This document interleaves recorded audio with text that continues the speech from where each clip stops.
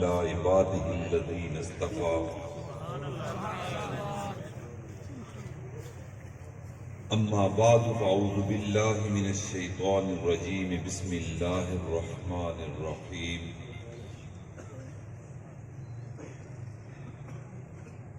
يوم لا ينفع مال ولا بنون إلا من أتى الله بقلب سليم سبحان ربك رب العزة عما يصفون وسلام على المرسلين والحمد لله رب العالمين إن الله وملائكته يصلون على النبي يا أيها الذين آمنوا صلوا عليه وسلموا تسلیما۔ سب حضرات محبت اور عقیدت کے ساتھ حضور نبی کریم صلی اللہ علیہ وسلم کی حضور دروشی پڑھ لیجیے۔ اللہم صلی علی سیدنا محمد وعلی آل سیدنا محمد وبارک وسلم۔ اللہم صلی علی سیدنا محمد وعلی آل سیدنا محمد وبارک وسلم۔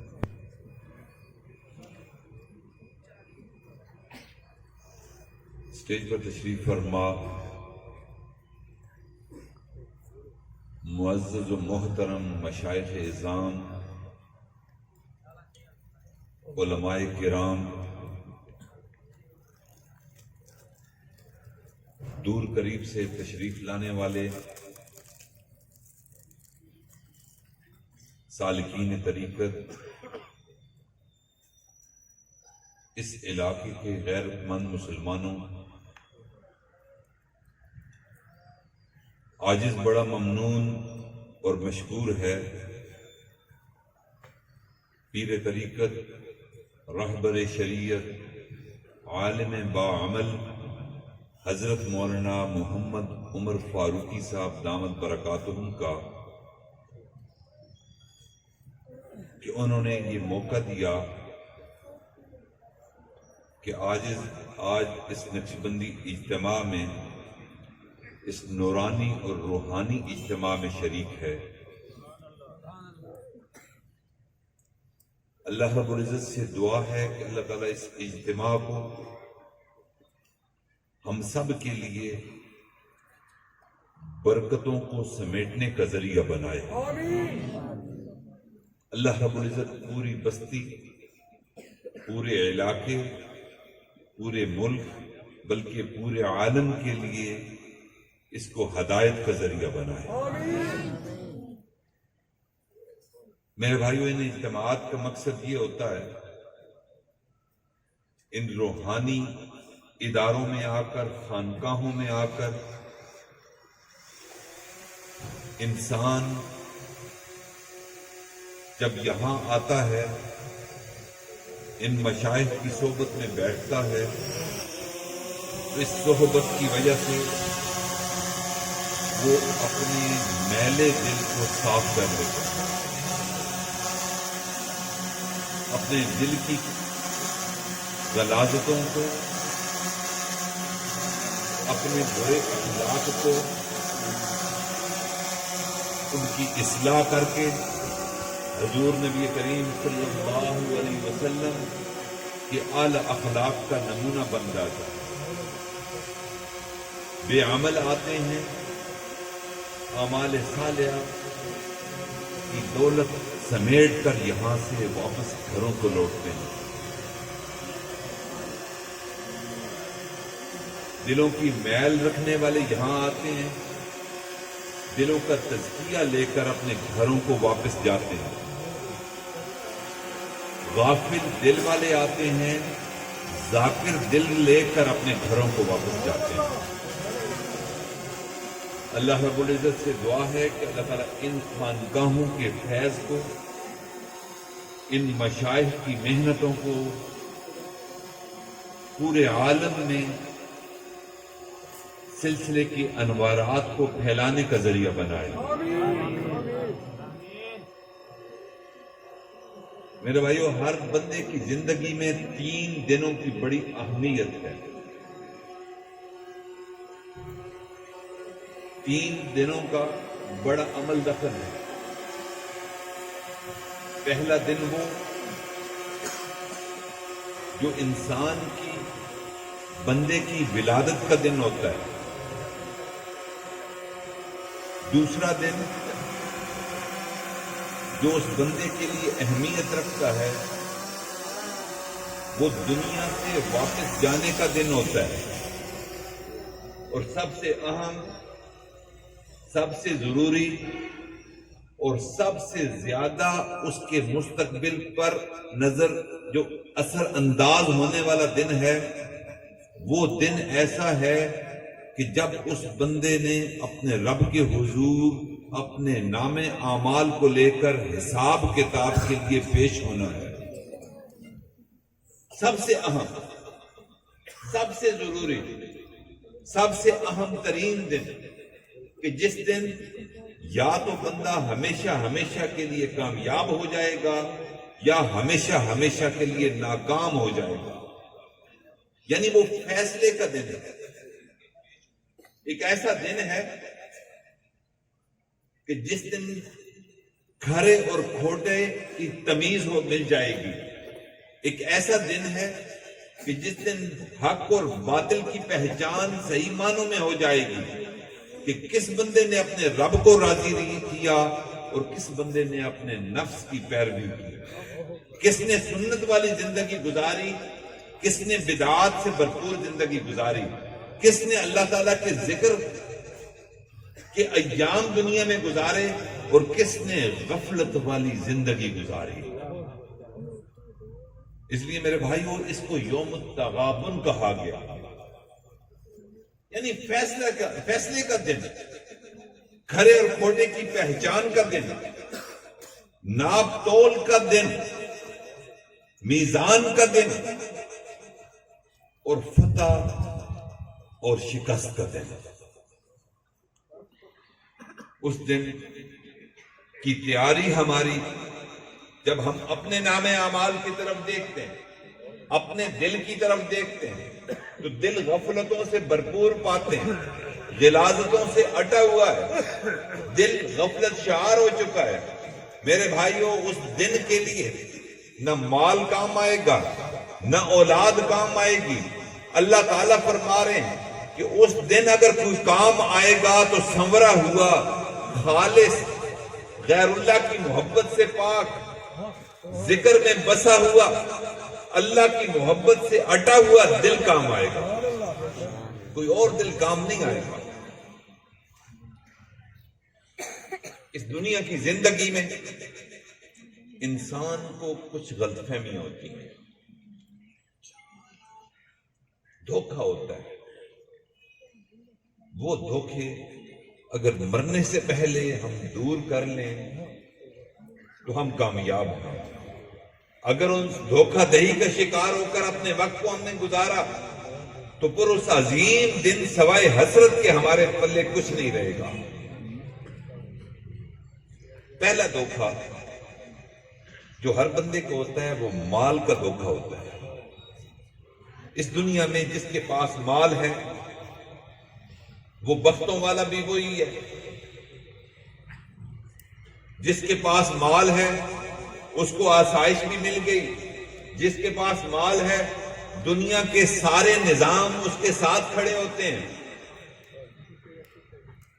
میرے بھائیوں اس دنیا میں تو واقعی ہمیں یہ غلط فہمی ہے کہ مال ہمارے کام آئے گا، لیکن میرے بھائیوں یہ آخرت میں اس نے کیا کام آنا ہے؟ یہ مال تو دنیا میں بھی کامل کام نہیں آتا.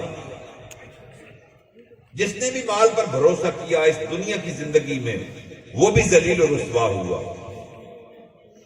ذرا غور کیجئے کہ مال سے انسان اینک تو خرید سکتا ہے، لیکن آپ ذرا غور کیجئے کہ مال سے کیا ہم بینائی بھی خرید سکتے ہیں؟ نہیں مل سکتی. مال سے ہم کتاب تو خرید سکتے ہیں، لیکن کیا ہم مال سے علم کو بھی خرید سکتے ہیں؟ مال سے ہم بستر تو خرید سکتے ہیں، آرام دہ بستر، لیکن کیا آرام و سکون بھی خرید سکتے ہیں؟ مال سے ہم اچھا لباس تو خرید سکتے ہیں، لیکن غور کیجئے کہ کیا اس مال سے ہم حسن و جمال بھی خرید سکتے ہیں؟ کیا مال سے ہم خضاب تو خرید سکتے ہیں کہ جس سے بال کالے کیے جاتے ہیں، لیکن ذرا غور کیجئے کیا اس مال سے ہم شباب خرید سکتے ہیں؟ مال سے ہم خوشامد تو خرید سکتے ہیں، لیکن کیا مال سے ہم حقیقی محبت خرید سکتے ہیں؟ میرے بھائیوں، یہ مال کی جو غلط فہمی ہے، اللہ تعالیٰ نے اس غلط فہمی کو اس آیت مبارکہ میں پہلے مرلے میں رد فرمایا کہ یہ سوائے غلط فہمی کے کچھ بھی نہیں، یہ ایک سراب ہے، تم وقت سے سمجھ جاؤ تو بہتر ہے، لیکن ایک وقت آئے گا تمہارا مال اللہ کے ہاں کوئی قدر و قیمت نہیں رکھے گا۔ انسان کو جو دوسری غلط فہمی ہوتی ہے وہ اولاد کی غلط فہمی ہوتی ہے۔ جس بندے کے پاس جتنی نرینہ اولاد ہوگی اس کو دنیا کا اتنا خوش قسمت بندہ سمجھا جاتا ہے کہ اس کے اتنے بیٹے، ایک بیٹا سول سروس میں ہے، ایک بیٹا میڈیکل ڈاکٹر ہے، ایک بیٹا انجینئر ہے، ایک بیٹا بیوروکریسی میں ہے، ایک بیٹا انجینئر ہے۔ دنیا کے اعتبار سے ہر بندہ اپنے بیٹوں پر فخر کرتا ہے، یعنی جتنے بھی جوان العمر بیٹے ہوں گے ان بیٹوں کو وہ فخریہ انداز سے اس کا تذکرہ کرے گا۔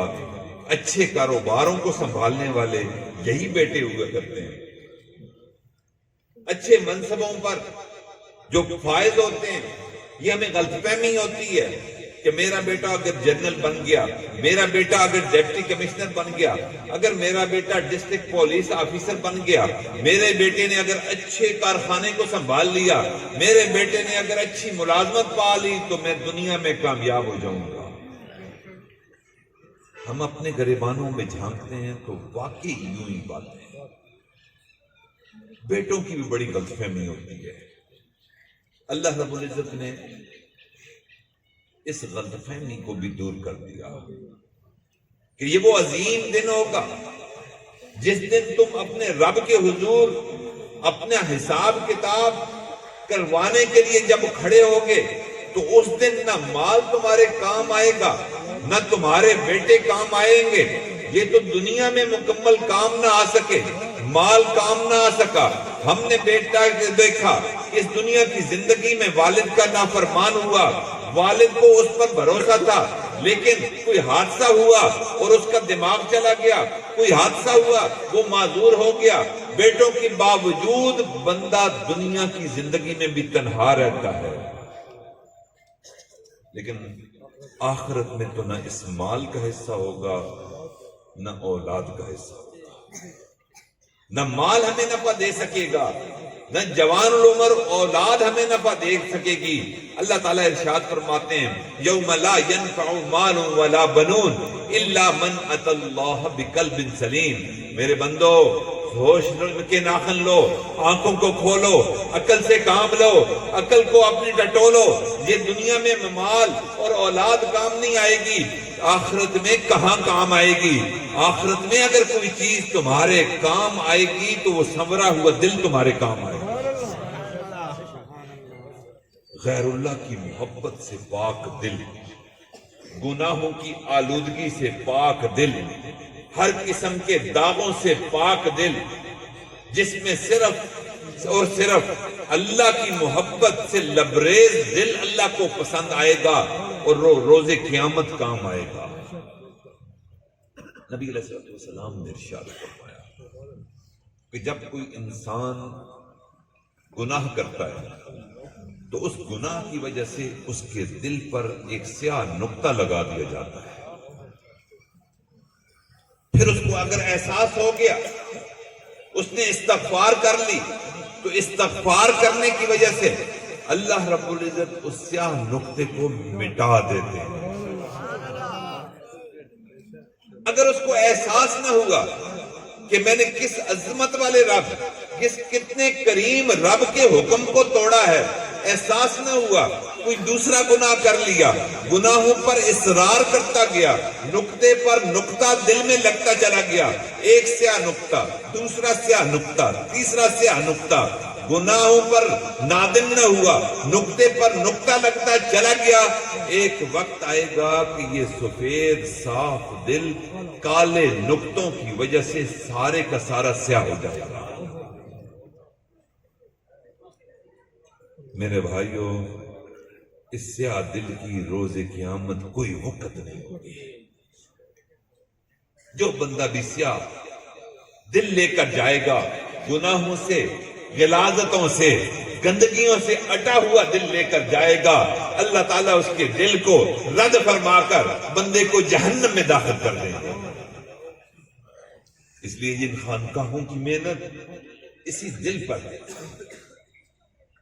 کہ دل کو صاف کرنے کی محنت، تزکیہ کی محنت، تصفیہ کی محنت ان خانقاہوں میں ہوتی ہے، اور تزکیہ کی محنت کا آغاز اللہ کے ذکر سے ہوتا ہے۔ جو بندہ بھی اپنے دل کو سیاہ کر بیٹھا ہو، اگر وہ نادم اور پشیمان ہو کر اللہ کے حضور اپنے گناہوں کی معافی مانگ لے تو اللہ تعالیٰ نہ صرف اس کے گناہوں کو معاف کر دیتے ہیں، بلکہ جتنے گناہ اس کے نام اعمال میں لکھے ہوتے ہیں ان گناہوں کو نیکیوں سے تبدیل فرما دیتے ہیں۔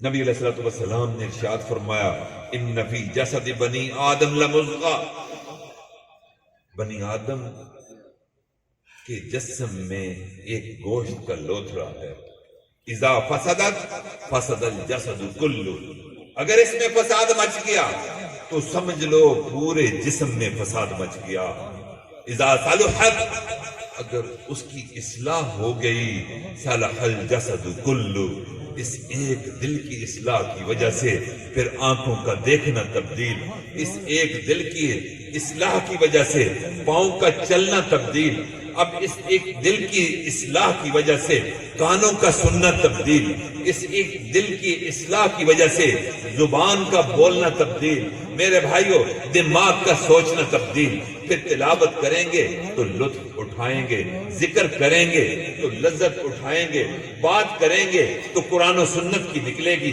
بات کریں گے تو اللہ کے محبوب کی سنتوں کے تذکرے ہوں گے، اگر بات کریں گے تو لوگوں کی اصلاح کی بات ہوگی، اگر بات کریں گے تو لوگوں کی مدد کی بات ہوگی، اس دل کا اصلاح ہو گئی تو یتیم کے سر پر ہاتھ آئے گا، اس دل کی اصلاح ہو گئی تو بیواؤں کے گھروں میں راشن پہنچے گا، اگر اس دل کی اصلاح ہو گئی تو ناداروں کو کھانا ملے گا، یتیموں کے آسرا بنو گے، مخلوق خدا کی خدمت کرو گے، دین کی خدمت کرو گے۔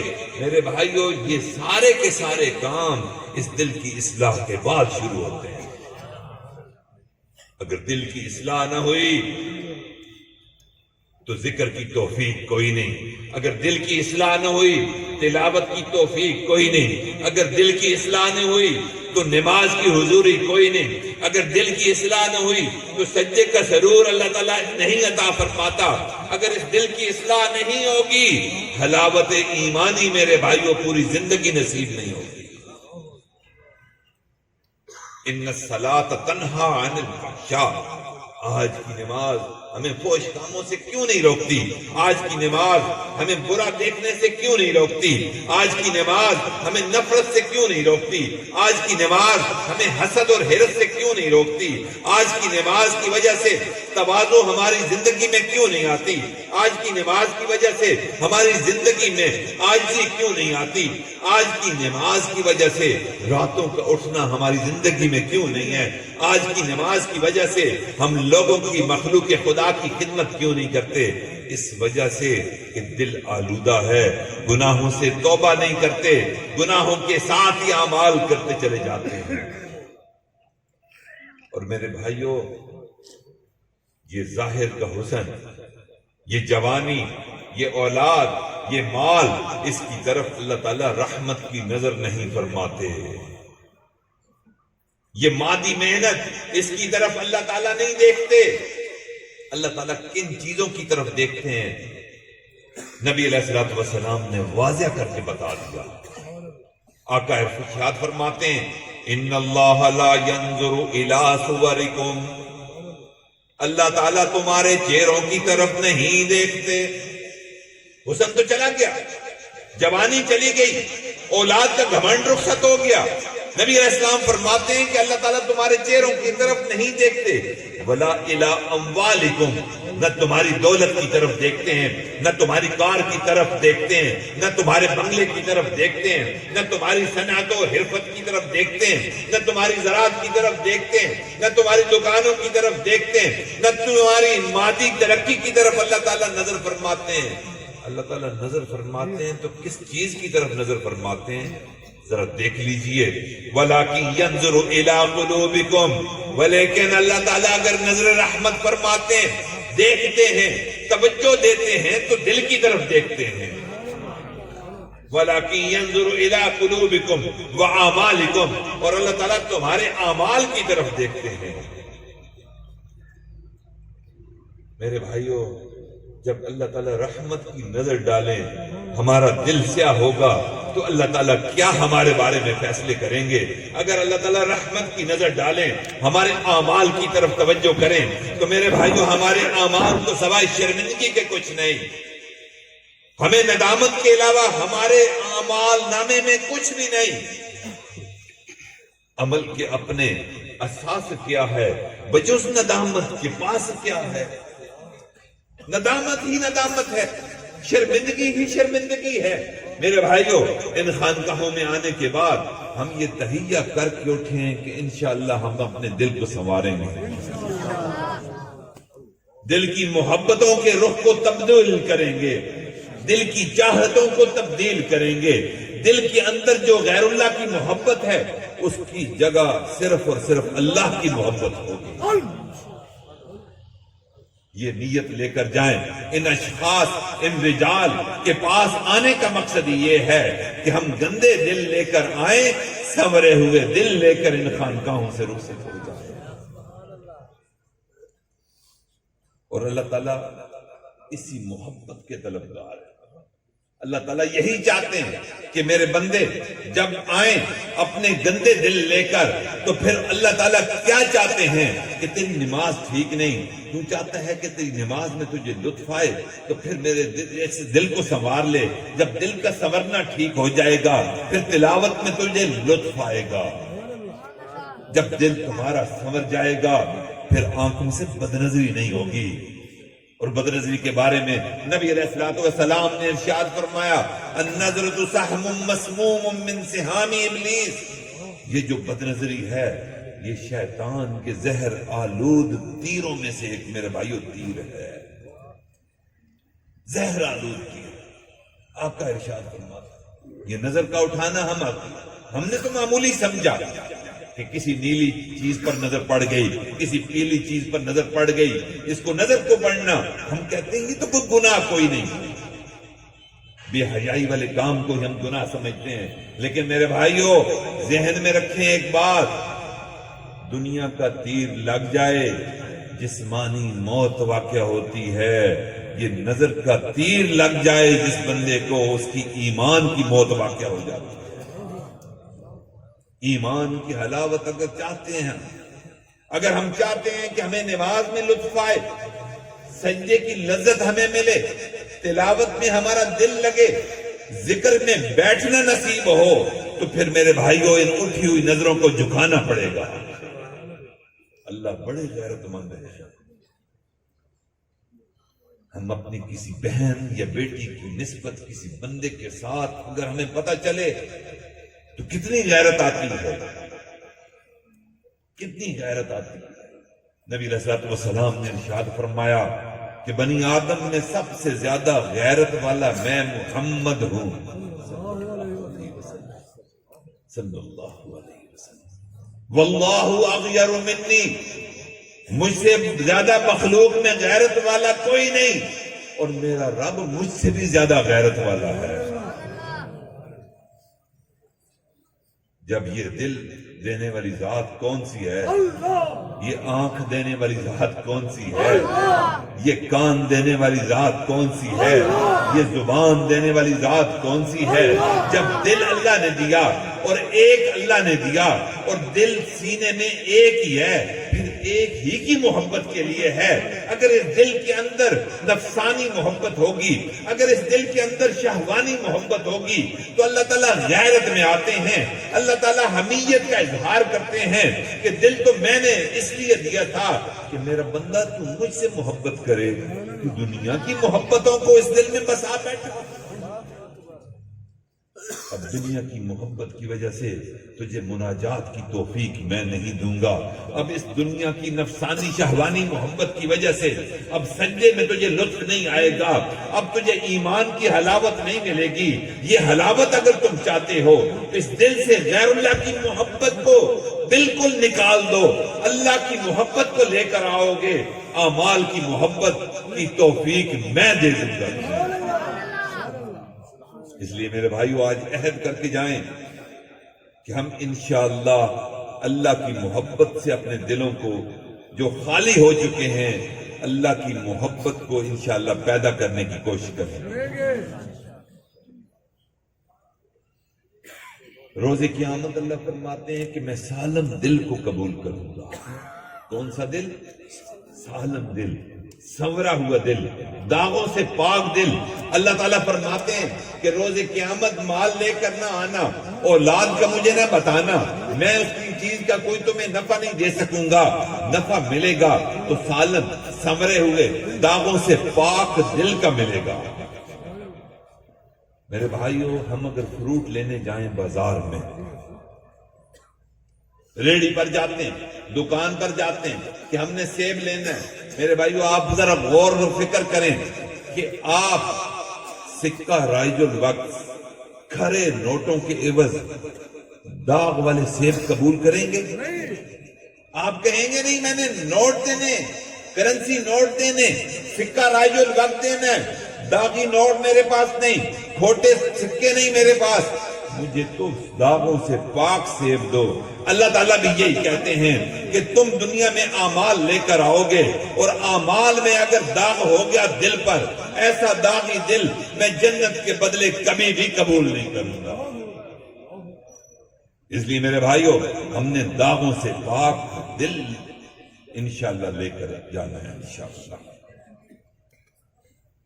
اور دلوں کی محنت انہی خانقاہوں میں ہوتی ہے۔ حضرت تھانوی رحمۃ اللہ علیہ کے خلیفہ ہیں اور بڑے محبوب خلیفہ تھے، اور ان کا نام تھا حضرت مجذوب رحمۃ اللہ علیہ۔ وہ بھی جب حضرت تھانوی کی خدمت میں پہنچے اور چند دن ذکر کیا، چند دن حضرت کی صحبت میں رہے، تو دل کی کیفیت بدلی، دل کا سوچنا بدلا، دل کی محبتیں بدلی۔ پہلے دنیا کی محبت تھی، منصب کی محبت تھی اور دنیا کی مادی چیزوں کی محبتیں تھیں۔ جب یہ ذکر سے دل صاف ہوا تو ایک اللہ کی سچی پکی محبت ان کے دل میں آ گئی۔ پھر وہ شاعر تھے، وہ کہنے لگے اللہ رب العزت سے مناجات کی صورت میں شعر کے انداز میں کہنے لگے کہ ہر تمنا دل سے رخصت ہو گئی۔ میرے مالک پہرے، میرے دل میں تمنا تھی کار کی، بنگلے کی، میرے دل میں تمنا تھی مال و منال کی، میرے دل میں تمنا تھی نفسانی شہوانی محبتوں کی، یہ ساری تمنائیں میں نے رخصت کر دی۔ اب میں نے تہیہ کیا ہے میرے مالک میں تم سے ہی محبت کروں گا، تمہیں ہی چاہوں گا، تیری ہی تمنا کروں گا، کسی اور کی تمنا نہیں ہوگی۔ ہر تمنا دل سے رخصت ہو گئی، اب تو آجا، اب تو خلوت ہو گئی۔ دل کے خانے کے اندر، دل کے گھر کے اندر اللہ تعالیٰ کہتا ہے کہ دو چیزیں میرا گھر ہیں، بیت اللہ میرا گھر ہے۔ اللہ اکبر۔ وہ کالا کوٹھا مکہ مکرمہ میں اللہ تعالیٰ کہتے ہیں اس پر میرے عرش کا سایہ ہے، اس پر میری تجلیات ذاتیہ نازل ہوتی ہیں 24 گھنٹے، اور دوسرا وہ دل جس میں میں بستا ہوں اس پر بھی تجلیات ذاتیہ میں کرتا ہوں۔ اس لیے حدیث قدسی ہے، نبی علیہ السلام نے ارشاد فرمایا کہ اللہ فرماتے ہیں نہ میں زمین میں سماتا ہوں نہ میں آسمانوں میں سماتا ہوں، اگر میں سماتا ہوں تو مومن کے دل میں سماتا ہوں۔ قلب المؤمن عرش الرحمن، مومن کا دل رحمان کا عرش میرے بھائیوں ہوا کرتا ہے۔ اللہ تعالیٰ اس دل میں تبھی آئیں گے جب اس دل کی صفائی ہوگی گندی جگہ پر اللہ نہیں آتے. ہمارے گھر میں کوئی مہمان آئے تو ہر نفیس مہمان کا یہ تقاضا ہوتا ہے، یہ مطالبہ ہوتا ہے، اور ہر نفیس مہمان میزبان بھی یہ چاہتا ہے کہ میرے گھر میں ایک معزز مہمان آنے والا ہے، میرے کمرے کو صاف کر دوں، میں بستر کی چادر تبدیل کر دوں، میں اندر خوشبو لگا دوں، میں کمرے کو بھی صاف کر دوں، ٹائلٹ کو بھی صاف کر دوں، میں بستر کی چادروں کو اور بستر بھی نرم رکھ دوں تاکہ میرا معزز مہمان آنے لگا ہے. جب دنیا کے مہمان کی میرے بھائیو یہ عزت ہے، مخلوق کی یہ عزت ہم کرتے ہیں کہ گھر کے کمرے کو، گھر کی بیٹھک کو صاف کرتے ہیں، تو خالق اگر اس گھر میں آنا چاہے تو میرے بھائیو کس قدر صفائی کی ضرورت ہوگی. جس دل میں جھوٹ ہوگا خالق نہیں تشریف لائیں گے، جس دل کے اندر حسد ہوگا خالق نہیں تشریف لائیں گے، جس دل کے اندر ہرس ہوگی خالق نہیں تشریف لائیں گے، جس دل کے اندر تکبر ہوگا خالق پھر گھر میں نہیں آئیں گے. یہ گھر تبھی اس گھر میں آئیں گے جس گھر میں تواضع ہوگی، جس گھر میں محبت ہوگی، جس گھر کے اندر سچائی ہوگی، جس گھر کے اندر رشک کے جذبات ہوں گے، محبت کے جذبات ہوں گے، اللہ کو قبول کرنے کی التجائیں ہوں گی، آدھی رات کا اٹھنا ہوگا اور مناجات میں رونے ہوں گے اور دعائیں مانگی ہوں گی کہ یا اللہ اب تو آ جا، اب تو خلوت ہو گئی. یہ گناہوں سے پاک دل ایسا خلوتوں والا دل ہوا کرتا ہے. میرے بھائیوں جس دل کے اندر داغ ہوں، جس دل کے اندر گندگیاں ہوں، غلاظتیں ہوں، اللہ کریم اس دل میں نہیں آیا کرتے.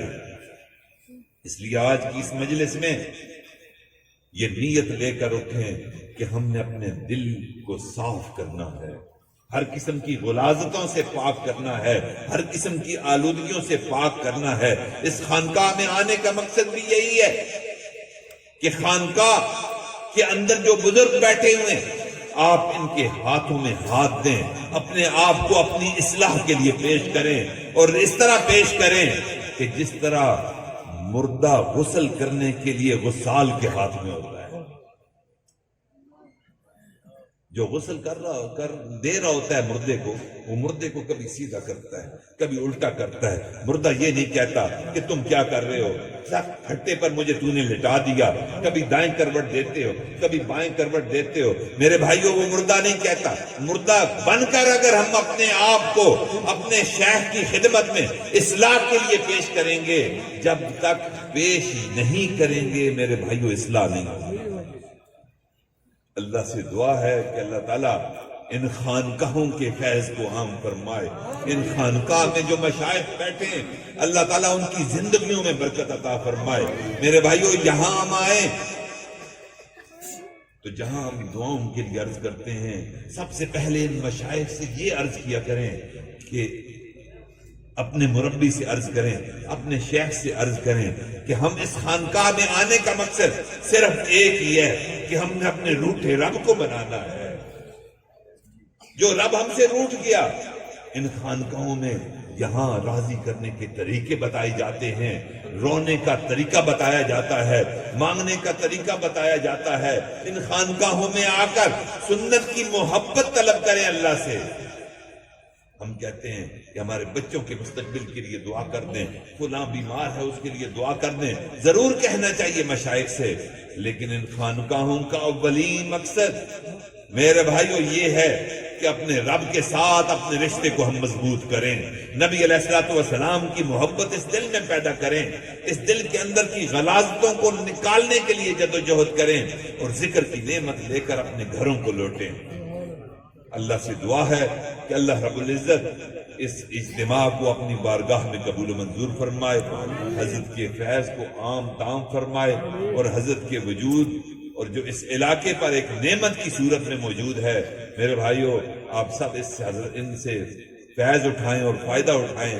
اللہ سے دعا ہے کہ اللہ تعالی ہمیں داغوں سے پاک دل عطا فرمائے، سنورا ہوا دل عطا فرمائے، سالم دل عطا فرمائے، اور اللہ تعالیٰ اپنی محبتوں سے لبریز دل ہم سب کو عطا فرمائے. وآخر دعوانا ان الحمدللہ رب العالمین.